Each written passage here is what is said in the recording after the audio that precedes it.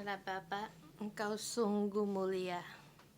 Di pagi ini kami ingin mendekatkan diri denganmu dan berjalan bersamamu. Tuhan, kami memujimu dan memuliakanmu. Mohon rohmu menyertai kami agar kami membawa kami masuk dalam ayat-ayat Alkitab firman-Mu, agar hidup kami mendapatkan terang. Benar Tuhan, ada terang-Mu, kami mendapat melihat terang. Dalam nama Tuhan Yesus kami berdoa, amin. Saudara-saudara semua, selamat pagi. Hari ini kita masuk dalam 2 Raja-Raja pasal 17. Hari ini Pastor Barnabas yang menyampaikannya. Di pasal 17 ini sampai pada satu bab yang terakhir, yaitu kerajaan Israel Utara akan lenyap, akan runtuh. Di pasal 17 ini membuatkan satu PR bagi kita. Mari kita bersama di sini belajar untuk saya memberikan satu gambar.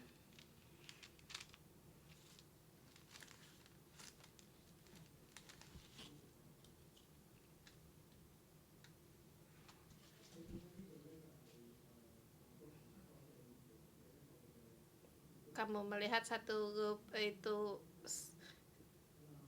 peta satu gambar yaitu antara kerajaan Israel Utara dan Selatan.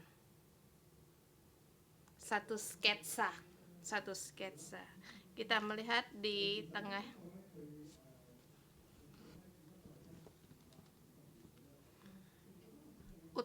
kerajaan Israel Utara, semuanya itu ada 250 tahun dan di dalamnya banyak sekali peristiwa-peristiwa, dan perbedaan antara kerajaan Israel dan Utara dan Selatan yaitu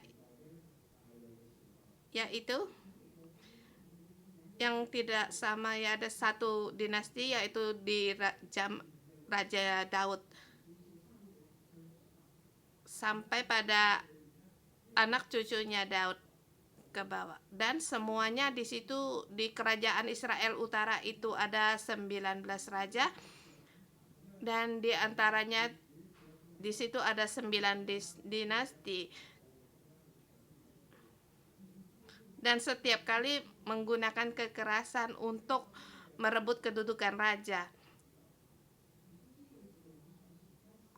Dan ada yang kerajaan yang agak lebih jelas, sepertinya Yeroboam dan anaknya Nadab.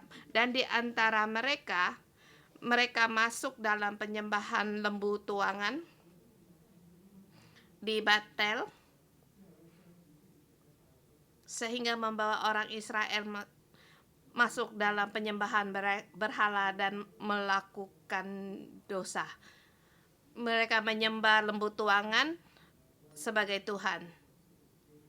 Tujuannya untuk menguatkan dudukannya, karena takut Israel pada hari perayaan akan datang ke Yerusalem untuk menyembah Tuhan.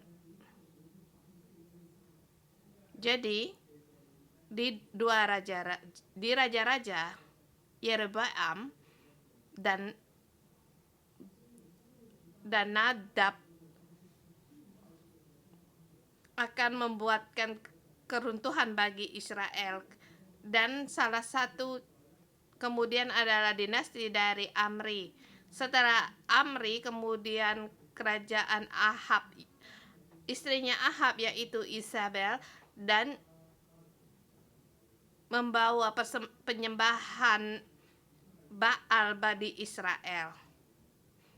Dan di antara zaman itu ada Nabi Elia dan Elisa yang melayani. Kemudian sampai di zaman Yehu. Di zamannya Yehu ada 4 keturunan, yaitu Yoas, Yeroboam kedua, dan sampai pada Zakaria. Di sini zaman Yehu ada berkat dari Tuhan karena Yehu melakukan yang benar di mata Tuhan menurut keinginan Tuhan. Dan juga di saat itu ada Elisa yang melayani. Pelayanan Elisa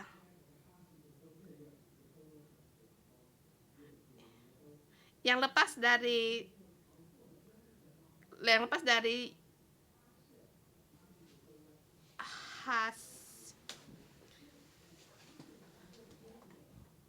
lepas dari pedangnya Hazael tidak akan lepas dari pedangnya Yehu.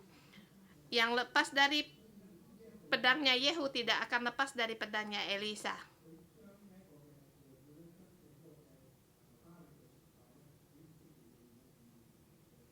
Yehu memusnahkan seluruh penyembahan Baal di Israel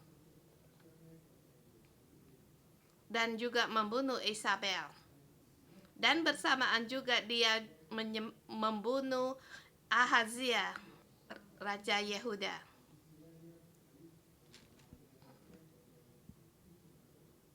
Sehingga Yehuda masuk dalam bahaya. Karena Atalia, putri dari Isabel, menjadi raja atas Yehuda yang bernama Atalia. Tetapi di sini Tuhan menjaga, melindungi keluarga Yehuda sehingga melindungi Yoas yang masih kecil, yang masih muda. Di sini satu zaman dinasti yang sangat penting, dan pada sampai di belakang raja-raja Yehuda atau Yehuda, mereka menjadi raja, kedudukannya tidak lama karena mereka berusaha di situ untuk saling membunuh atau ada yang dibunuh. Dan sampai di zamannya Ahaz, di situ ada satu kerajaan Asyur yang mempengaruhi.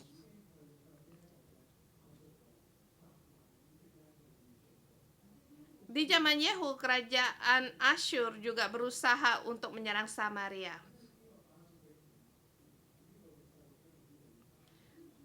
Kekuatan Asyur semakin kuat dan sampai pada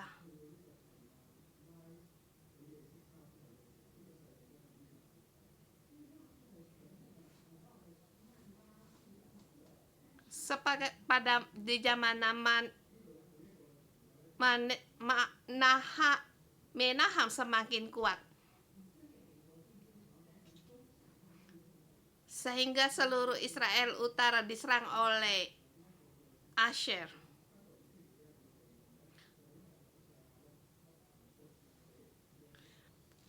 Mengapa kerajaan Israel dilenyapkan? Karena Raja Israel Hosea tidak memberi upeti kepada Raja Asyur.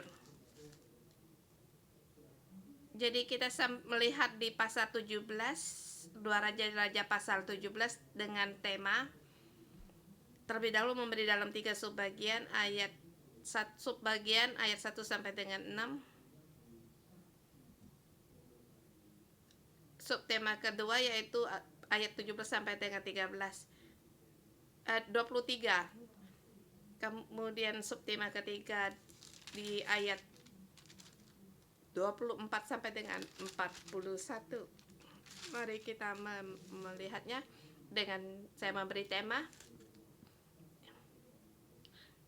yaitu harus takut akan Tuhan dan bukan untuk melayani Allah lain. Berbakti kepada Tuhan, bukan berbakti kepada Allah lain.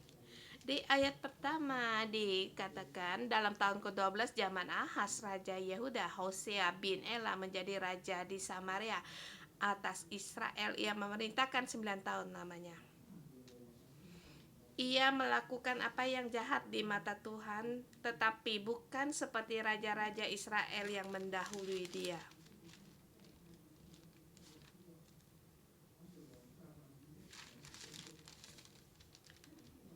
Salmanesa, raja Israel, maju menyerang dia. Hosea takluk kepadanya serta membayar upeti.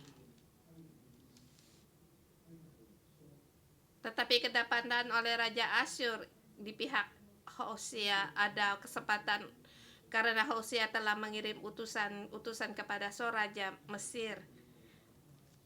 Dia tidak mempersembahkan upeti kepada Raja Asyur seperti tahun demi tahun. Sebab itu Raja Asyur menangkap dia dan membelenggu dia dalam penjara. Kemudian majulah Raja Asyur menjelajahi seluruh negeri itu. Ia menyerang Samaria, mengepungnya 3 tahun lamanya. Dalam tahun ke-9 zaman Hosea, Raja Asyur merebut Samaria. Ia mengangkut orang-orang Israel ke Asyur ke dalam pembuangan dan menyuruh mereka tinggal di Hasa di tepi sungai Habor, yakni sungai negeri Gozam, di kota-kota orang Madai.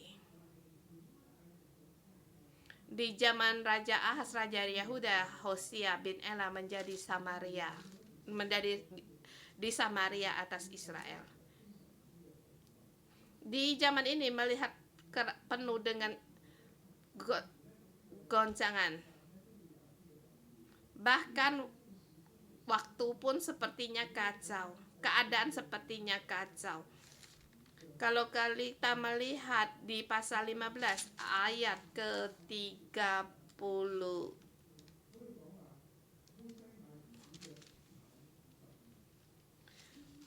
Hosea bin Ela mengadakan kesempatan dengan PK Limelik Ramalia, dibunuhnya lah dia. Kemudian dia menjadi raja dalam tahun ke-20 zaman Yotam bin Uzia. Tetapi kita melihat di pasal 33 kemudian Yotam dia menjadi raja 16 tahun namanya. Jadi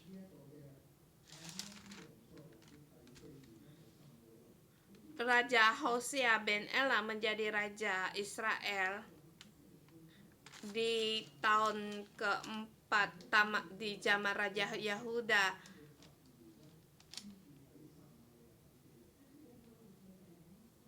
Tetapi di situ tertulis di zamannya Raja Ahaz menjadi raja di Samaria dalam tahun ke-9, dalam tahun ke-12.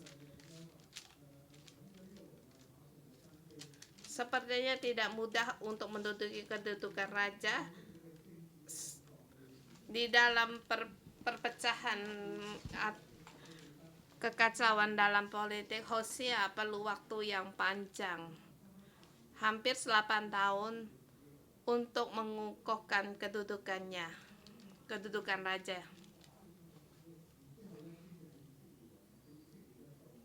Kemudian menjadi raja Israel 9 tahun namanya.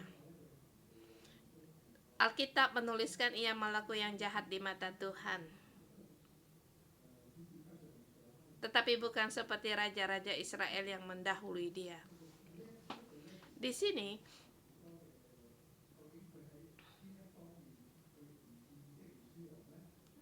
di bagian mana dia tidak sama seperti raja-raja Israel? Menyembah lembu emas masih ada di situ.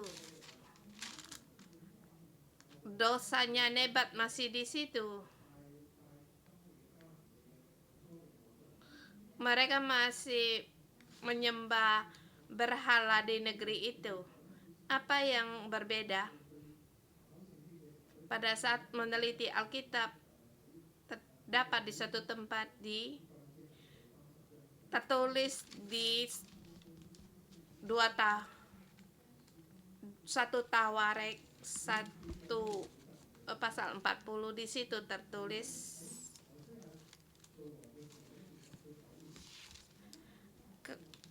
kamu melihat kalau Hosea menjadi raja 9 tahun dan dalam tahun keempat Raja Ahazia menjadi raja. Ahaz menjadi raja.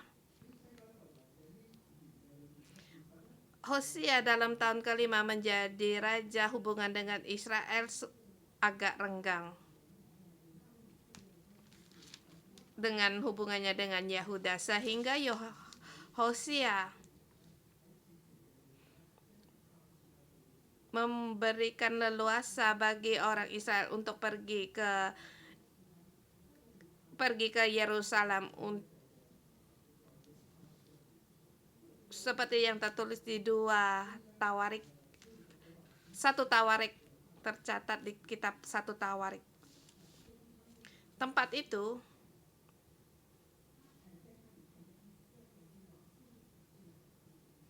dalam arti satu tempat bagi raja, tetapi ini sudah terlambat karena penghakiman atas Israel telah tiba, dan kita melihat bagaimana dalam goncangan ini kita melihat Asyur juga bukan satu kerajaan yang kokoh, dan seluruh dunia seperti dalam kekacauan atau perubahan.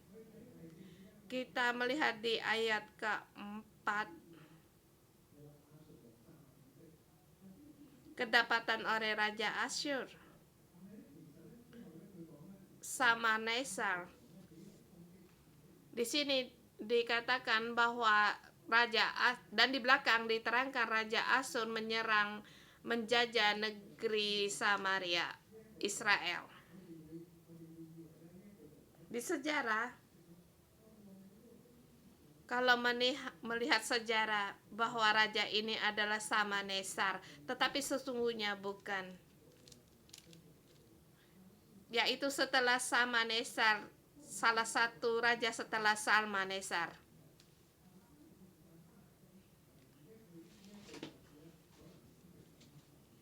Dan mungkin ada kemungkinan Raja Asyur ini juga merebut dari kedudukan raja sebelumnya. Jadi seperti dalam keadaan yang kacau balau, sehingga di sini Hosea harus ditaklukkan dan harus membayar upeti kepada Raja Asyur. Di sini kita melihat satu yang tidak mudah untuk menduduki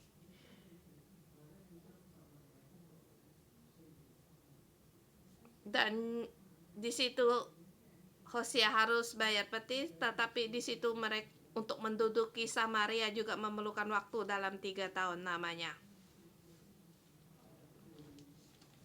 Di situ mereka bisa merampas, menjajah negeri, kota, kemudian memenjarakan mereka dan mengangkut mereka pergi ke dalam pembuangan, dan segala sesuatu adat istiadat dari mereka pun berusaha untuk dilenyapkan. Di ayat ke-6 dengan singkat dikatakan keadaan zaman Hosea, ditulis dalam tahun ke-9 zaman Hosea, maka Rajulah Asyur merebut Samaria. Ia mengangkut orang-orang Israel ke Asyur ke dalam pembuangan dan menyuruh mereka tinggal di Hala di tepi sungai Habor, yaitu sungai negeri Gozan, dan kota-kota orang Madai, yaitu di perbatasan antara Persia dan Mesopotamia.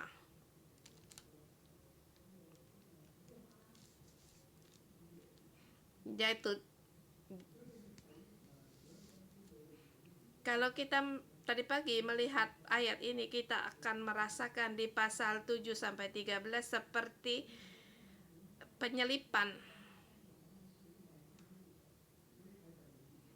Kalau kita melihat dari ayat ke-6 diloncatkan pada ayat ke-14, akan kita menemukan sesuatu.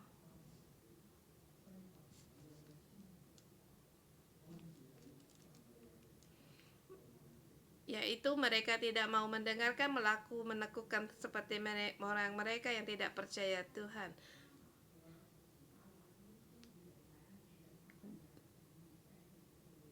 Mereka menolak ketetapannya, perjanjian yang telah diadakan Raja nenek moyang mereka, juga peraturan-peraturan yang telah diperingatkan kepada mereka, mengikuti dewa-dewa kesiaan.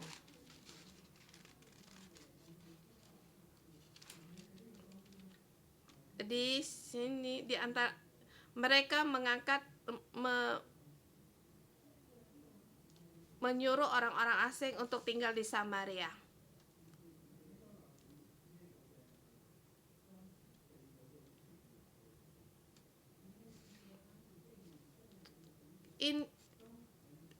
Ini ditulis oleh penulis kitab ini untuk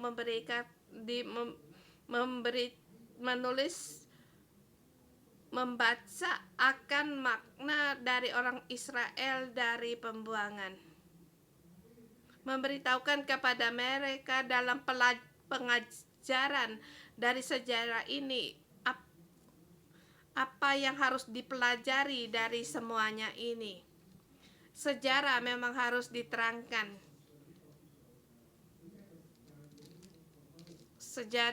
Sejarah bukan seperti urutan waktu dan hari apa yang terjadi, tahun berapa, hari kapan yang terjadi, tetapi kita harus dengan nyata bahwa peristiwa ini memang satu peristiwa yang terjadi,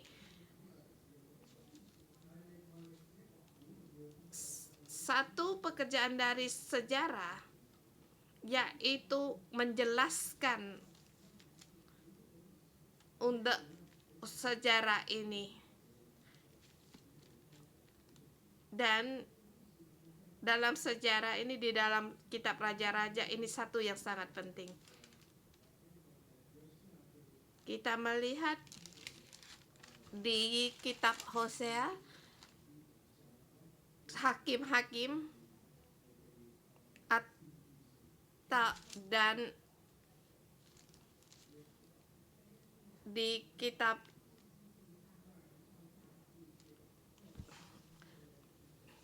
Raja-Raja itu dinamakan juga kitab Nabi. Kemudian di Hesiel juga di situ, yaitu kitab para nabi.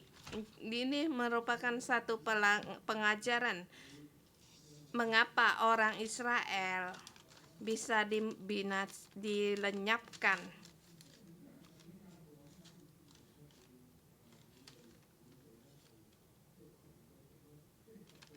Mengapa orang Israel dalam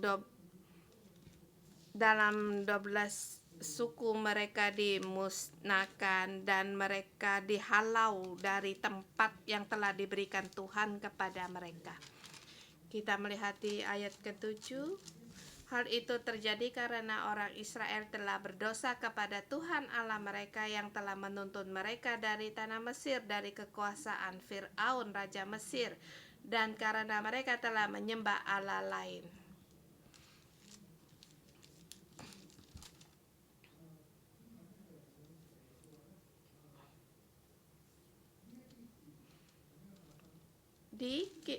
Dalam bahasa Inggris yaitu tertulis, hal ini terjadi pada saat orang Israel berbuat begini begitu. Kita terus melihat apa yang mereka lakukan, yaitu mereka hidup menyembah berhala menurut adat istiadat dan bangsa-bangsa yang telah dihalau Tuhan dari depan orang Israel. Dan mereka mencampur baur dengan kebiasaan orang-orang yang tidak mereka halau, dan mereka untuk menyembah berhala. Mereka mengikuti seperti ditulis, dikatakan telah hidup menurut adat istiadat dan bangsa-bangsa yang telah dihalau Tuhan dari depan orang Israel. Orang Israel tidak menjalankan hal-hal yang tidak patut terhadap Tuhan Allah mereka. Mereka di tempat tinggalnya, mereka mendirikan bukit-bukit pengorbanan Di ayat 10, mendirikan tugu-tugu berhala dan tiang-tiang di atas setiap bukit yang tinggi di bawah setiap pohonnya rindun. Ini penyembahan apa? Yaitu pada saat orang-orang setempat itu boleh dikatakan penyembahan akan dewa kemakmuran, sehingga mereka bisa menyembahkan tiang-tiang berhala. Ya, tiang tugu berhala itu yaitu Asyetoret, dewa Asyetoret, yaitu dewa. Dan tiang-tiang berhala itu adalah dewi.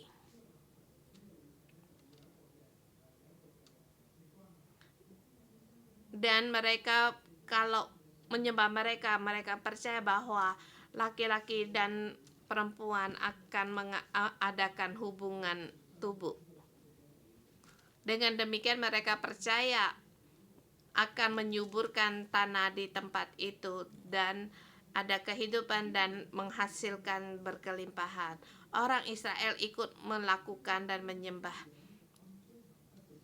Maka di sini kan orang Israel tidak melakukan hal yang tidak patut di hadapan Tuhan. Di salah satu mereka menyembah lembu tuangan dan berkata, inilah Tuhan. Dan juga mereka di situ menyembah berhala-hala di tempat itu. Walaupun Tuhan telah berfirman jangan berbuat demikian.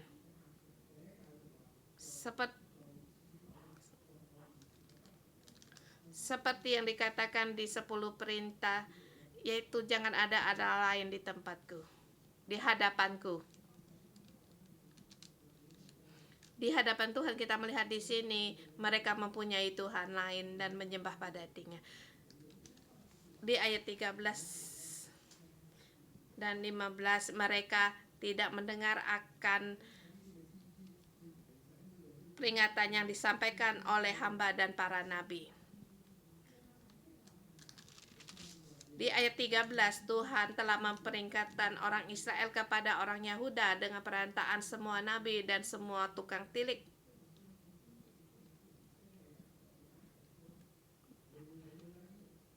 Di sini kita melihat bukan hanya orang Israel tetapi juga orang Yehuda. Jadi utara dan selatan bersama dengan dosa yang sama, melakukan dosa yang sama. Pada saat nabi dan tukang tilik memperingatkan mereka, berbaliklah dari jalan-jalan yang jahat itu dan segala perintah dan ketetapan Tuhan. Di ayat 13 mereka tidak mau mendengar, melainkan menegar tekuk seperti nenek moyang dan tidak percaya pada Tuhan Allah mereka. Mereka menolak ketetapan dan perjanjian yang telah diadakan dengan nenek moyang mereka. Dan juga di sini mereka mengikuti dewa kesia-siaan.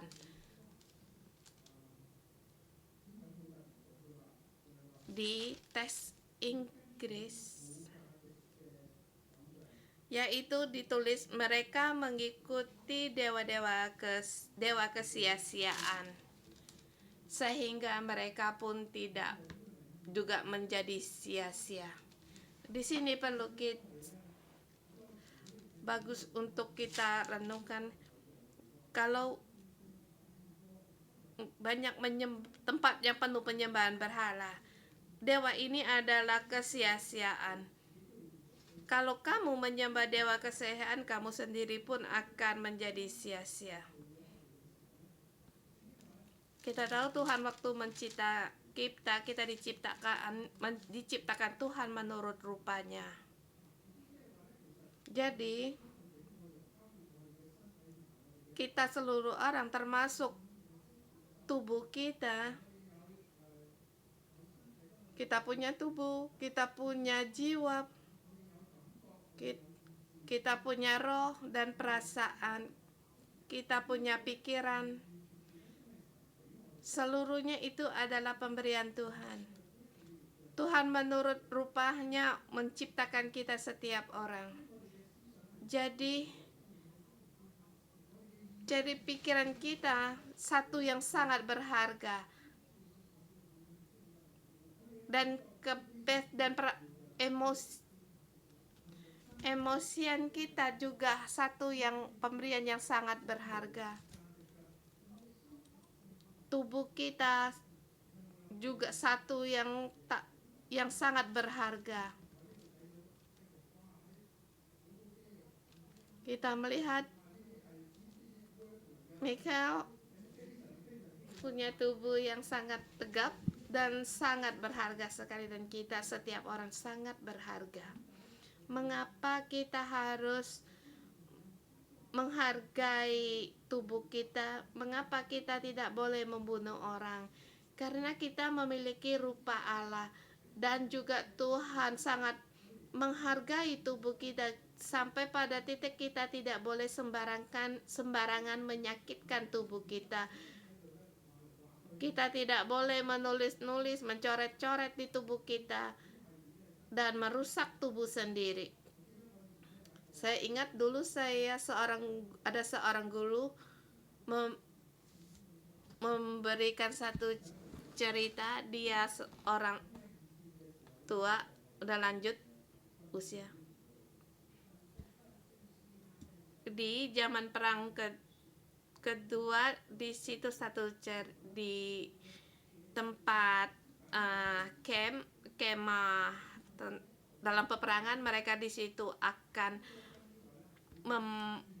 menguraikan jenazah. Di situ ada dokter mengatakan bahwa mereka harus menghargai jenazah itu. Ada orang yang tidak dewasa, mereka mengambil satu jenazah seperti untuk main panah, dipanahkan, akhirnya ketahuan. Pada saat ketahuan, dia langsung dilepaskan dari kerjanya, karena tubuh itu sangat berharga, dan juga memberitahukan kepada kita untuk menghargai tubuh kita. Jangan sembarang merusak tubuh kita. Oh, jangan bilang aku masih muda, tidak apa-apa. Minum arak, oh tidak apa-apa. Atau merokok, tidak apa-apa. Atau ada orang yang bilang saya harus berusaha dalam hidup saya harus bekerja lanjut seperti saya dulu bekerja sampai larut malam sehingga merusakkan tubuh saya, dan sekarang saya kembali berpikir yang merusak tubuh saya karena saya bekerja sampai larut malam.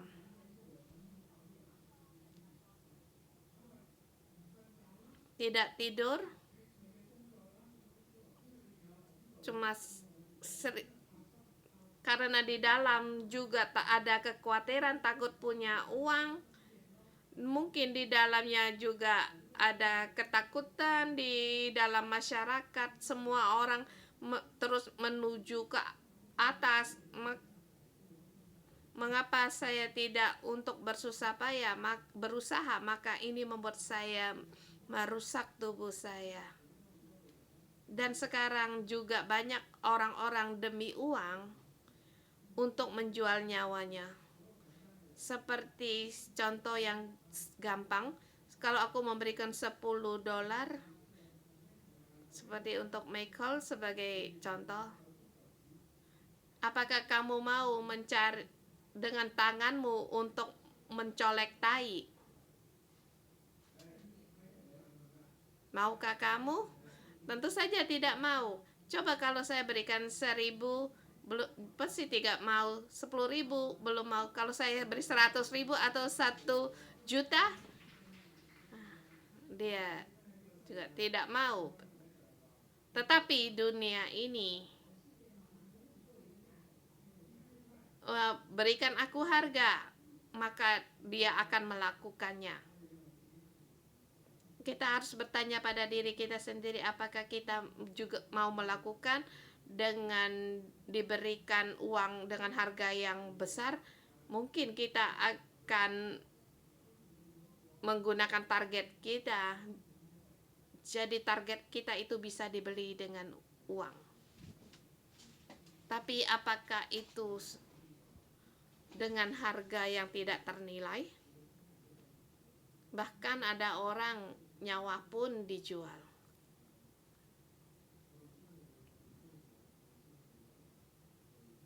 Kita pergi untuk main atau ke tempat pelacuran, itu harus membayar harga, yaitu nyawa seseorang dengan harga untuk dibayar. Hidupmu, nyawamu bisa dibeli dengan uang, dengan harga untuk membeli nyawamu, merampas kebebasanmu. Dengan demikian nyawamu tidak berharga.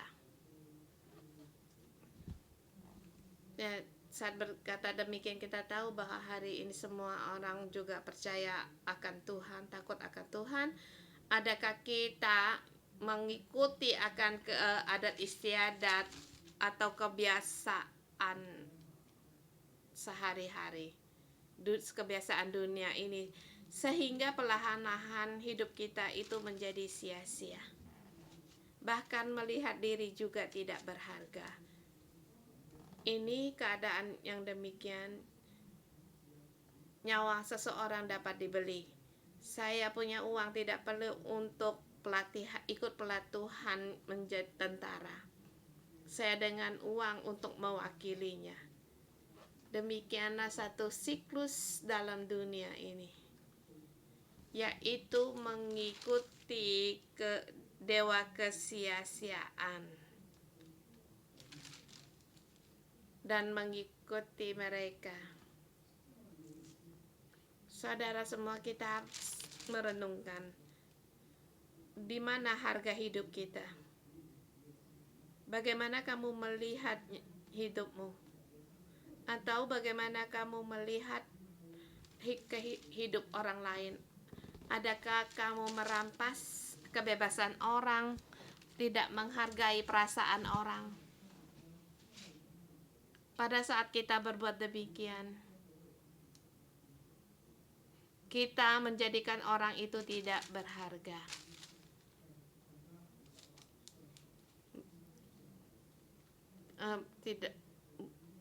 Jangan hanya untuk menyakitkan tubuh orang itu. Bahkan dari kata-kata kita juga bisa menyakitkan orang lain atau anak-anak kita dengan menggunakan kekerasan, dengan kata-kata yang keras. Semua itu tidaklah berkenan bagi Tuhan. Kita jangan pergi ke Wong Taisin untuk menyembah berhala itu. Dan juga saya percaya kita tidak akan beli lotre, berjudi, membunuh orang. Tetapi adakah kita menghargai Tuhan, bahkan menghargai orang lain? Kita terus melihat mereka telah meninggalkan segala perintah Tuhan dan membuat bagi dirinya sendiri berhala, membuat Allah yang tidak punya rupa menjadi punya rupa.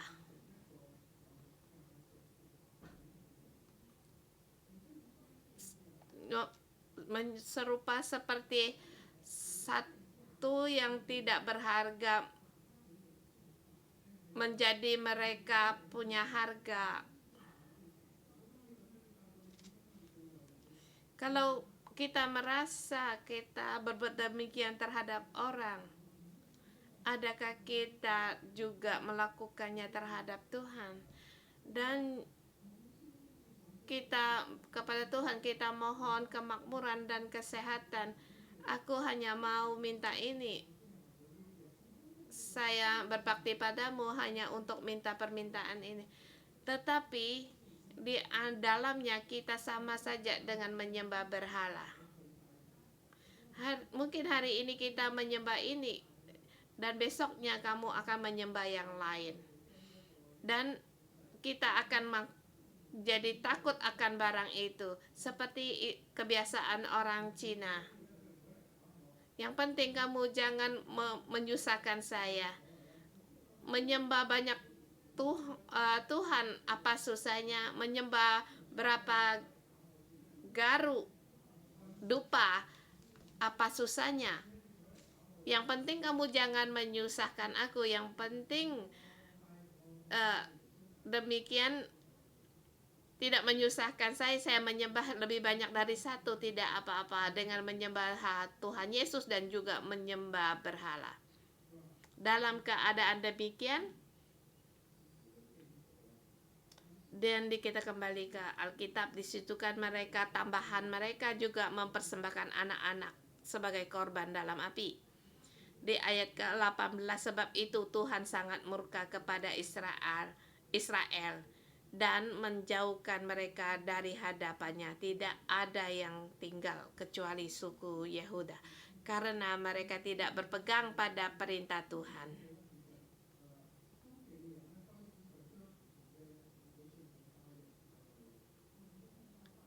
Kita melihat di ayat ke-24, di Israel mereka membawa orang-orang lain untuk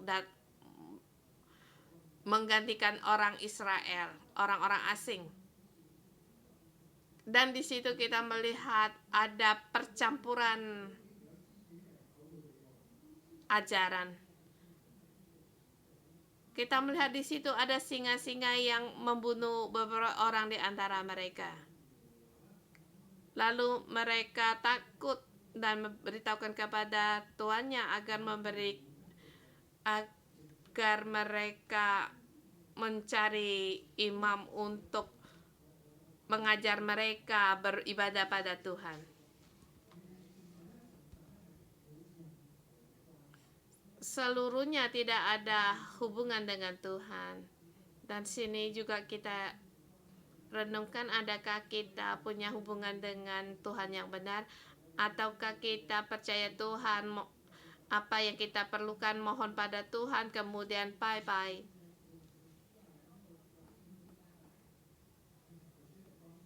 Kita mohon Tuhan untuk menolong kita. Kita melihat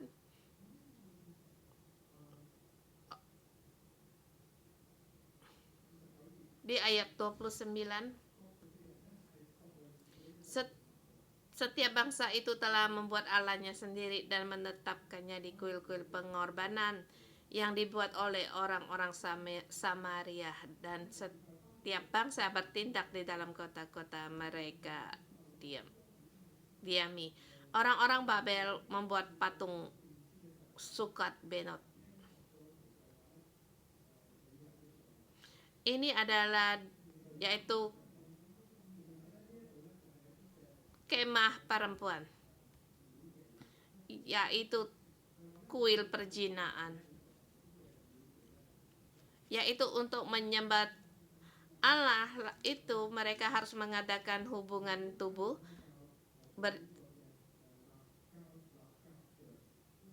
Orang Kuta membuat patung Nergal. Nergal yaitu seperti ayam. Kemudian di bawah dikatakan patung Asima. Asima apakah itu? Yaitu seekor anjing. Ini menurut kebiasaan orang nabi di Yahudi. Kemudian seterusnya mereka membakar anak-anak mereka, dikorbankan bagi Allah palsu. Kita melihat akhlak mereka semakin merosot. Mereka berzina, dan membakar anak-anak mereka sebagai korban.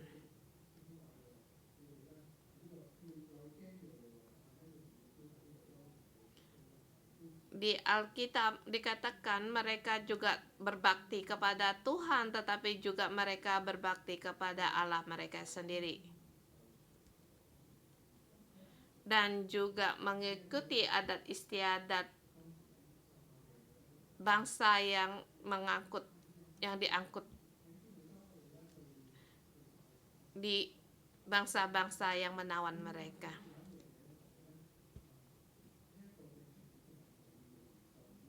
Kita melihat di sini bahwa nafsu semakin membesar, akhlak orang semakin merosot, dan sampai kepada mereka untuk kepuasan nafsu. Nafsu kita itu datang dari mana? Segala yang baik itu datang dari Tuhan. Pada saat menyembah Allah palsu, maka kita akan kehilangan semuanya itu. Bahkan kita sampai kehilangan akhlak dari kita. Kita menyembah apa, maka kita akan menyerupai dia. Dan akhirnya perlahan orang-orang seperti dengan binatang.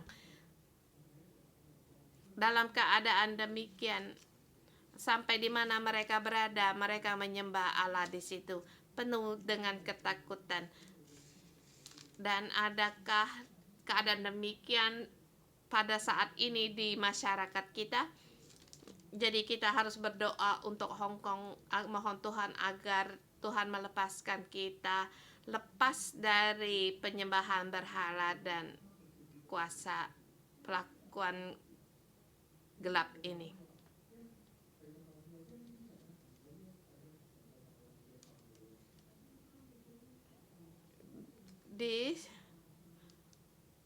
Mereka melakukan berbuat demikian membangkitkan murka Tuhan.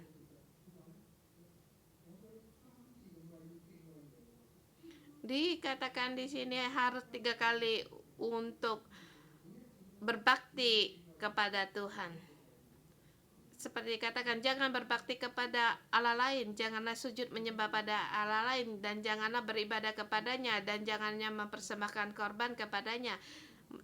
Di ayat 30 dikatakan, tetapi kamu harus berpegang kepada ketetapan peraturan hukum dan perintah yang dituliskan bagimu, yang melakukan dengan senantiasa. Jangan kamu berbakti kepada Allah lain. Harus ingat, Tuhan yang melepaskan kamu dari musuhmu. Saudara semua, kita harus mengingat akan apa pekerjaan Tuhan yang telah dilakukan di atasmu. Karena kita harus hidup baik-baik karena Tuhan Yesus telah menyelamatkan kita.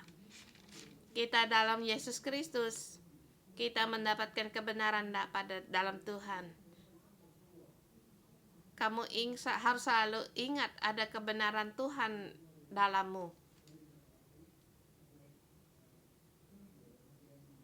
Dan juga Tuhan memberikan damai sejahtera-Nya kepada kita. Sehingga kita juga punya hubungannya perdamaian dengan Tuhan dan tidak menghalau kita dan menghalaukan dari tanah Kanaan karena ada Yesus. Sehingga kita dengan Tuhan ada perdamaian hubungan dengan Tuhan. Kita harus mengingat akan Tuhan, jangan melupakan dan jangan meninggalkan Tuhan. Jangan berbakti kepada arah lain. Janganlah mengikuti arus dunia ini. Mohon Tuhan untuk membantu kita. Hari ini sampai di sini. Mari bersama kita bangkit berdiri untuk menyembah Tuhan kita.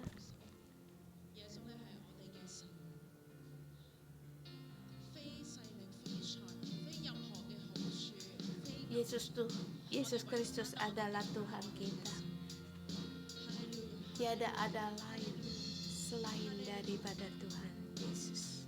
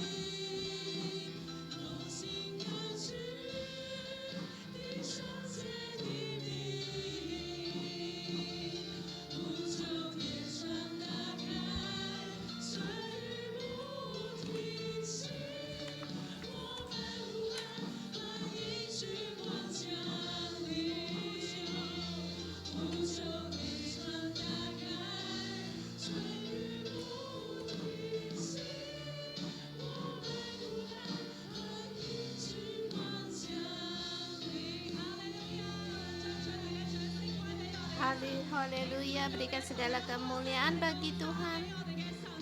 Kita memuji Tuhan kita karena Allah kita tidak terbatas. Mari kita memuji Tuhan kita. Dia Allah yang tidak ada batasnya, yang luar biasa. Kita meninggikannya. Kita meninggikannya. Tuhan, kami memuji Engkau, meninggikan Engkau, karena Engkau layak untuk mendapatkan segala pujian.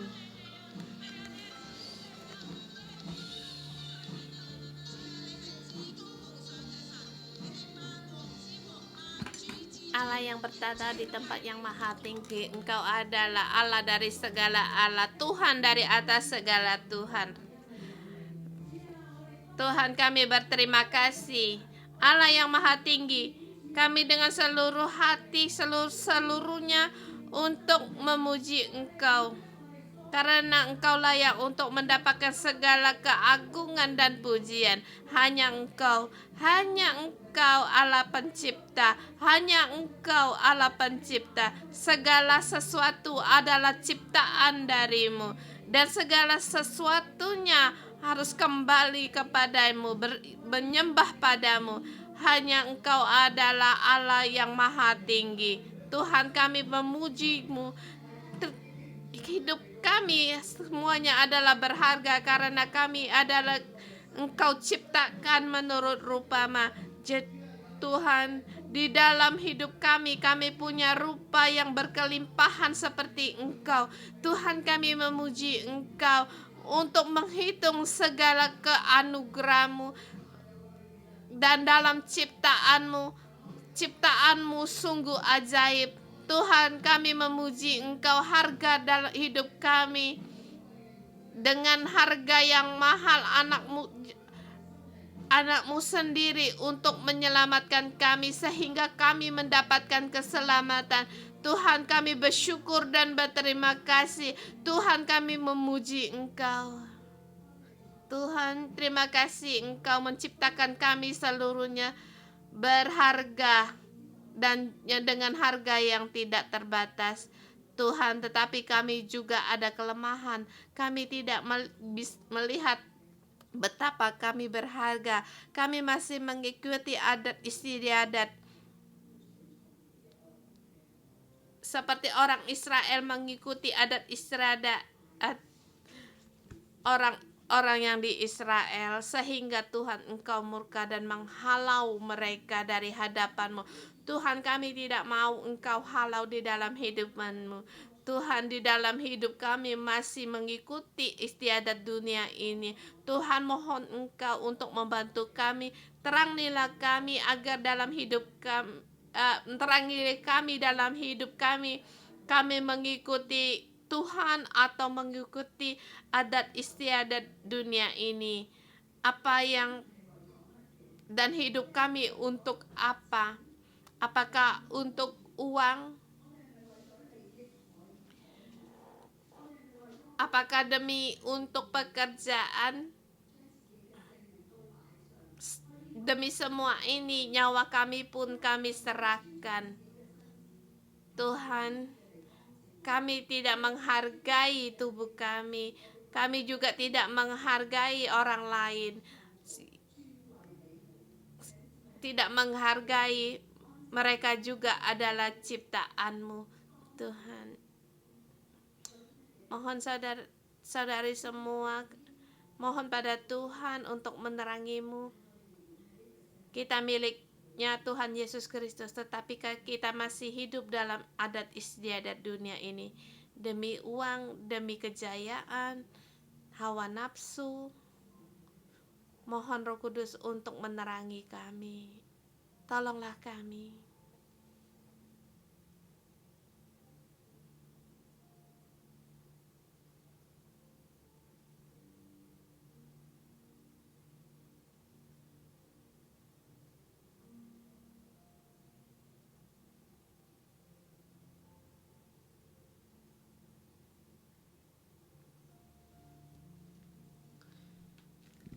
Beritahu pada Tuhan pada saat Roh Kudus mengingatkanmu, memperingatkanmu apa yang kita ikuti.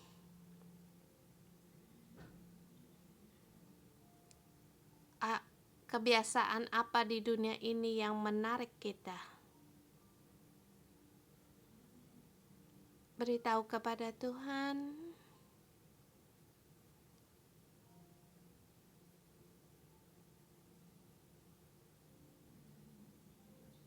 Kita mengaku akan dosa kita sendiri dan juga kita menggunakan suara kita yang bisa didengar oleh kita. Kita berdoa pada Tuhan.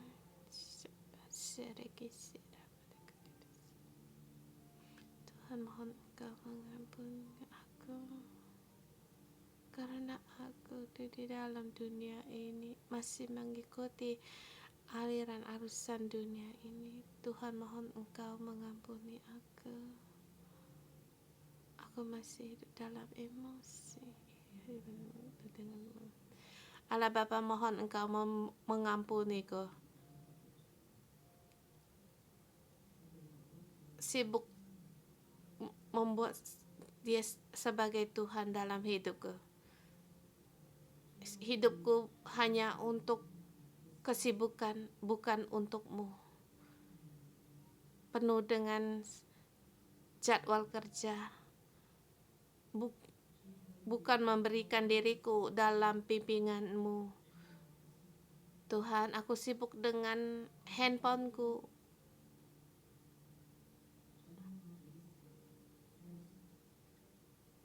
tapi tidak mengikutimu. HP-ku yang mengendalikan aku, kapan bangun, kapan berhenti bekerja,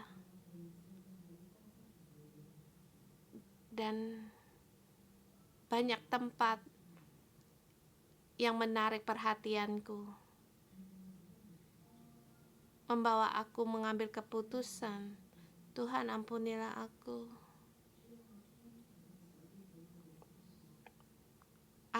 Aku mementingkan, menghargai HP yang memberi aku misis.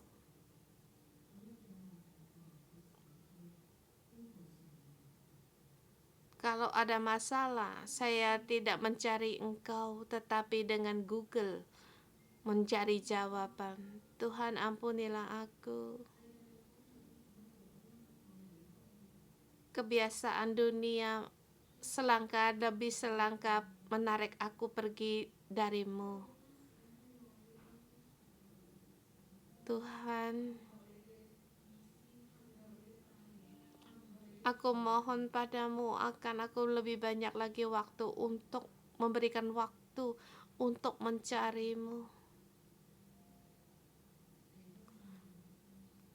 Tolonglah kami, bawalah kami keluar dari kebiasaan dunia ini, dan agar kami bisa selalu dalam keadaan terjaga, jangan sampai terperosot dalam dunia kebiasaan dunia ini.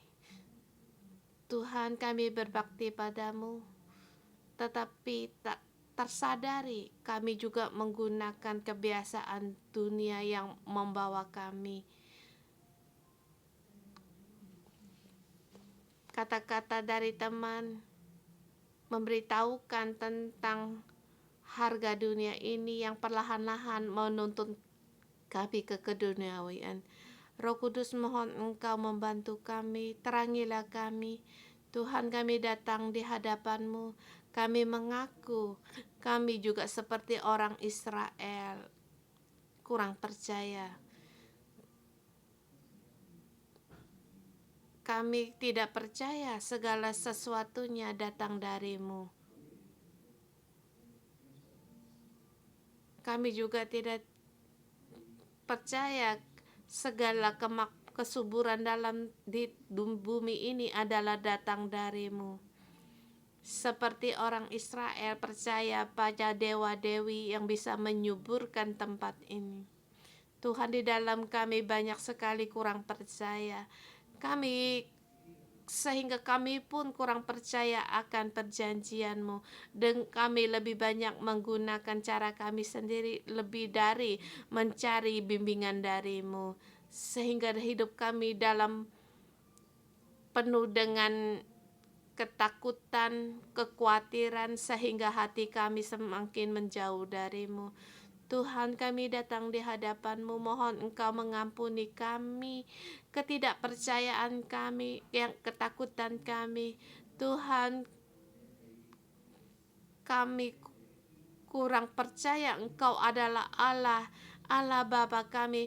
Segala yang baik ada datang dari-Mu. Tuhan, pada saat kami mohon padamu, pada saat kami mencari Engkau, Engkau akan menuntun kami, membimbing kami. Engkau pasti akan memberikan apa yang kami kerjakan dibuat berhasil dan diberkati. Tuhan, ampunilah kami penuh dengan kekhawatiran, ketakutan. Kami lebih banyak mengandalkan diri sendiri. Tuhan, ampunilah kami. Tuhan, saya penuh dengan kelemahan. Bahkan kami tidak melihat harga ciptaan-Mu pada kami. Kami tidak tahu di bumi ini kami diciptakan punya tujuan dan berharga. Di hadapan mata-Mu berharga. Tuhan, Engkau mengadakan perjanjian bagi kami setiap orang. Dan pagi ini Tuhan, kami datang lagi di hadapan mengaku akan kelemahan kami, kesalahan kami, dan dosa yang telah kami buat. Tuhan, mohon Engkau kokohkan iman kami kepadamu, kepercayaan kami kepadamu. Tuhan, kami tahu akan kehendak-Mu, sebagaimana Engkau beritahu kepada orang Israel.